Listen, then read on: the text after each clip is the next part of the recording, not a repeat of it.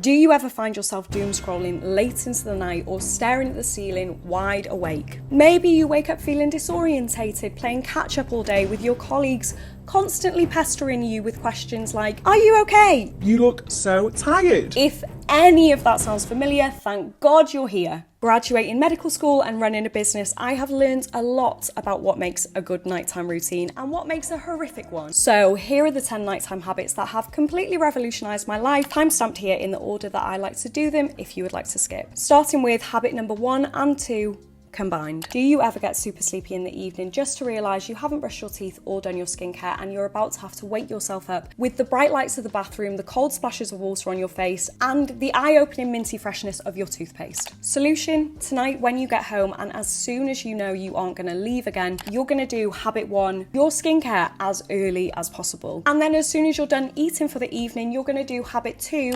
floss and brush your teeth, again, as early as possible. Not only does this mean that your skincare actives have more time to work on your face before they're inevitably wiped off by your pillow, but it also means that the moment you feel naturally drowsy at the end of the day, you can jump straight into bed and not have the anxiety of lying in bed wide awake, staring at the ceiling and feeling more anxious about the fact that you don't feel sleepy at all. Habit 3, big lights are banned. If you have the big lights on any time past 5 p.m, what are you doing? As soon as you get home this evening, you're going to switch to soft, warm, cozy lighting, fairy lights, dimmers. Bright lights trick your brain into thinking that it is still daytime, making it harder to get sleepy and go to sleep. Fairy lights or dimmers create a cozy atmosphere, signaling to your brain that it is time to wind down. This is a small change, but I promise you, you will notice a huge difference in how easy it is to get to sleep. Habit number 4. Are you waking up tired despite having a full night's sleep? Well, this supplement might be the key to feeling fully refreshed. 1 to 2 hours before you get into bed, you're going to have a magnesium glycinate supplement. I will link my favourites down below. But how is that going to be any help whatsoever, Faye, I hear you ask? In our body, we have lots of different neurotransmitters. I'm sure you will have heard of some of them before. Serotonin, dopamine, adrenaline. They all have different functions in our body involved in sending signals, but one you may not have heard of is GABA. And GABA's function is relaxation. Imagine GABA is like a big cake made up of lots of ingredients. Magnesium is like egg in a GABA cake. If you don't have enough egg, the cake won't turn out right. If you don't have enough magnesium in your body, this could impact the creation of GABA, thus impacting the quality of your sleep. See taking magnesium as filling up your fridge with eggs so your GABA cakes are perfect every single time and your sleep is better and longer. Habit 5.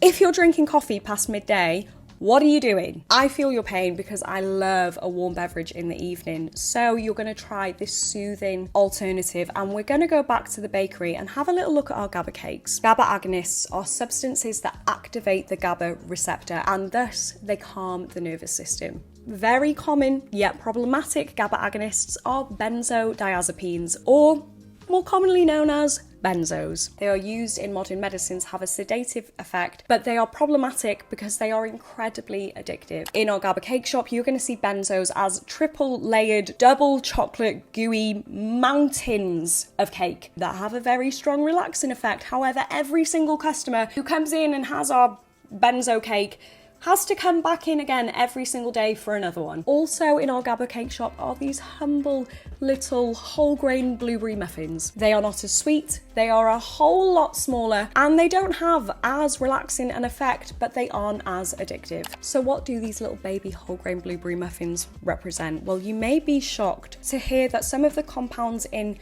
chamomile tea are very mild GABA agonists. Chamomile tea is your perfect late night cozy beverage swap that could help reduce neural activity, promote relaxation, and is infinitely better than taking a benzodiazepine, which is what a lot of people do. Habit number 6. Newsflash, you are missing an opportunity by ignoring the biggest rate limiting step in your life: sleep.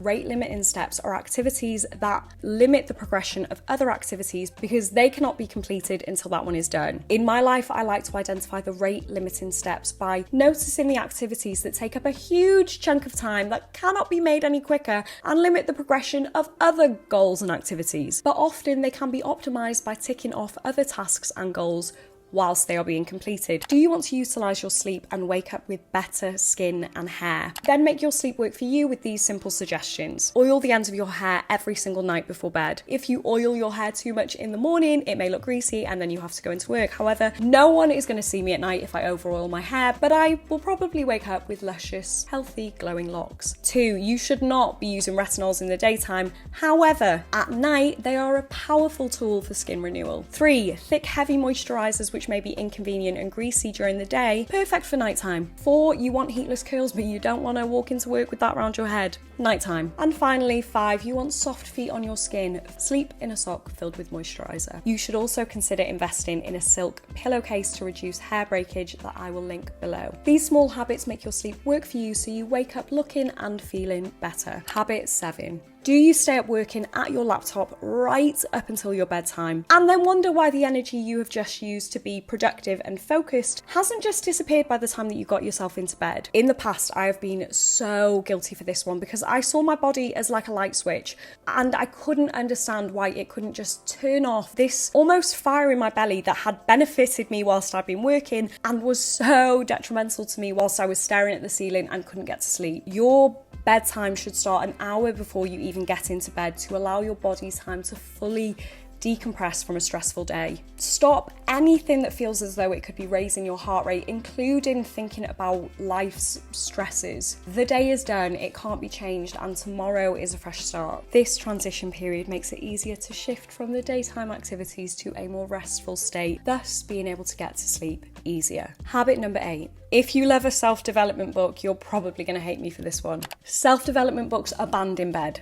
And they are banned from wind down time because working on yourself is a form of work, and self-development books are meant to rile you up so you're motivated to change your life. Everything that you do not want at bedtime. So you reach for a novel before bed instead. Sorry, you're probably going to hate me again. Novels are written to keep us hooked. You become invested in the characters. You tell yourself just one more page and suddenly it's 1 a.m. So you reach for a medical textbook, a dictionary. Surely that will be safe. Then you procrastinate going to bed because you cannot think of anything more dull and you end up back at square one just scrolling all night on your phone. So you think, Faye, I give up. What is even the point in reading before bed anyway?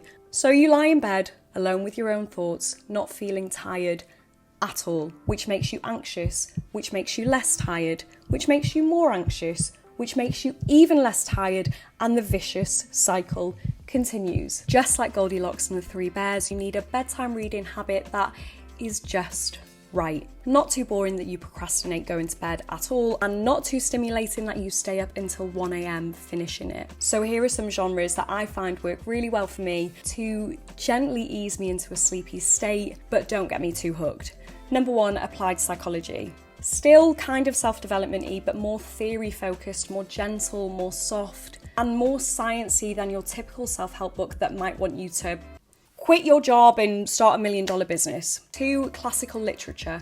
Books that you have always wanted to read, but every single time you try and you see language or phrasing that doesn't even remotely resemble modern day English, you run for the hills and reach for your Taylor Jenkins Reid. Undoubtedly, the language barrier of the classics makes them a little bit less of a page turner. So double win, you can give off sophisticated, cultured and educated vibes by checking them off your list and improving your sleep. You may have to trial and error what works for you, but my golden rule is I enjoy it for 2 to 3 pages, then I feel naturally drowsy and I don't struggle to close the book and put it down. Habit number 9. Is your phone the last thing you see before you go to sleep? Stop it! You now have the perfect swap from habit 8, so ditch this bad habit and improve your sleep. We've spoken about page turners, but there is nothing more detrimental to your sleep than a doom scroll. It's stimulating, it's hard to put down, and the blue light from the screen suppresses melatonin production, disrupting your sleep cycle on a physiological level. Your phone should never be within reach of your bed. Keep your charger well away from you, even better if it's in another room, even better if you make the charger really inconvenient to get to. For example, I keep my charger down a cable port down the back of my desk that I literally have to remove a drawer in order to get to, making it super inconvenient to charge my phone anywhere else. You can start with no phone by your bed, but really your phone should be nowhere to be seen for the whole of wind down time. The hour before bed should be reserved for calming activities like journaling, reading, meditating, because not only will they improve your sleep, but they can also help reduce stress and anxiety. We've spoken about nighttime routines, but mornings are where you really change the course of your day. So if you enjoyed this video, here is a video all about my morning routine, and here is a video that has been specifically recommended just for you. The subscribe button is just here. I hope you enjoyed the video. If you did, don't forget to like, comment, subscribe. I hope you have a wonderful, wonderful, wonderful week, and I will see you in the next video. Yeah, baby.